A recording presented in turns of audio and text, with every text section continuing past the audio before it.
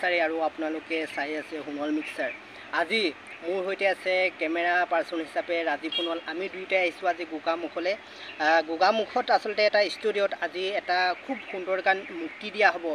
আমাৰ সোণোৱাল কছাৰী সাহিত্য পৰিষদৰ বাটঘৰীয়া সমষ্টিৰ কাৰ্যবাহী সদস্যা নন্দিনী ডেকা বৰুৱাৰ আমন্ত্ৰণ মৰ্মে আমি আহিছোঁ আৰু ইয়াতে তেখেতৰ দেউতা আচলতে নন্দিনী বাইদেউৰ দেউতা শ্ৰদ্ধাৰ লম্বোদৰ ডেকা বৰুৱাৰ কথাৰে আজি এটা গীত ইয়াতে মুক্তি দিয়া হ'ব।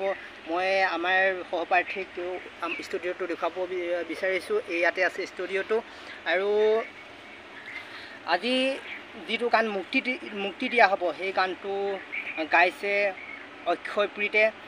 আগতেও লম্বোদৰ ডেকা ছাৰৰ গান ভালেকেইটা অক্ষয়প্ৰীতে গাইছে আৰু আজিও তেখেতেই গানটো গাইছে আৰু আজি এইটো ষ্টুডিঅ'তে গানটো মুক্তি দিয়া হ'ব। খুব সুন্দৰ গান।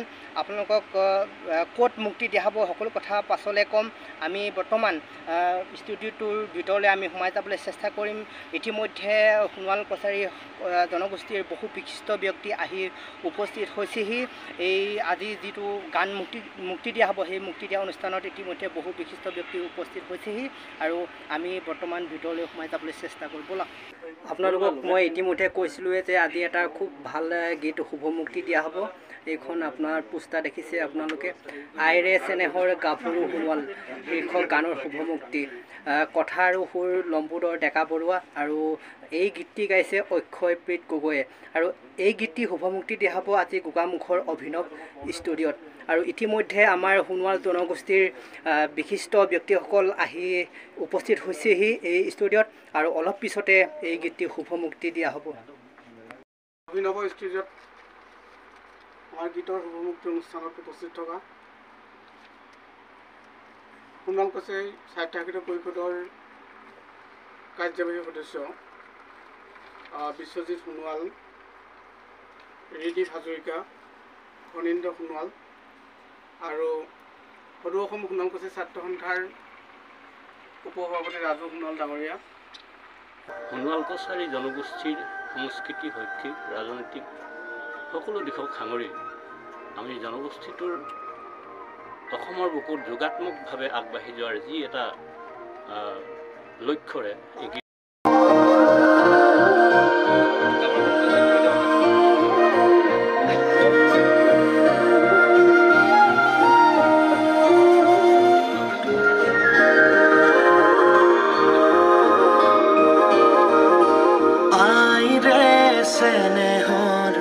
গাভৰু সোণোৱাল দুবাহুৰ শকতে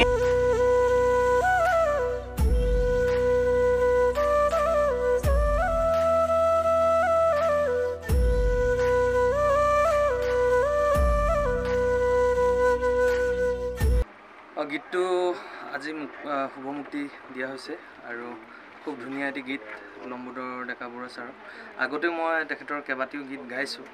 তাৰপিছত এইবছৰ আকৌ নন্দিনী বাৰ প্ৰযোজনাত এই গীতটো গাই সঁচাই ভাল লাগিলে আৰু গীতটো খুব ধুনীয়া আৰু আপোনালোকে নিশ্চয় ভাল পাব, আপোনালোকে শুনিব। আৰু গীতটো এতিয়া মোৰ নিজৰ চেনেলতে উপলব্ধ হ'ব অক্ষয়প্ৰীত মিউজিকেলত।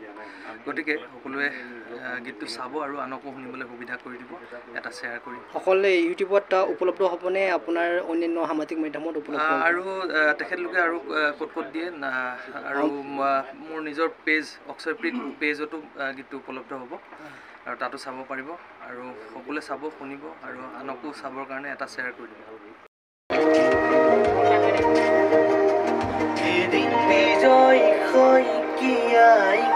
বিজয় ধ্বজাৰে বিধায়ক হৈ দেখুৱালে